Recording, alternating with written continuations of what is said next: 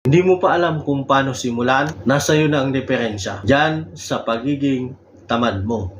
Tiyak walang asenso. Pero kung pagtatrabahuan mong unti-untiin, at least meron kang ginagawang hakbang para sa pagsisimula mo. Sa pangarap mo, sa gusto mong marating, sa buhay mo. Sa umpisa, simplihan mo lang muna.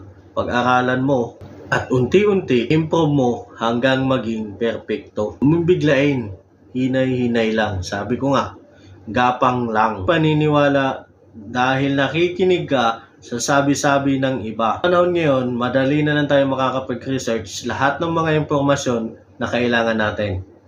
Kaya kung yung sinabi sa iyo ng iba, pwede mong i-research para mapatunayan mo kung totoo. Halimbawa, ganito. Gusto mong magnegosyo, hindi sinabi mo to dun sa kaibigan mo, wala ring negosyo. Mali. Kasi ang magiging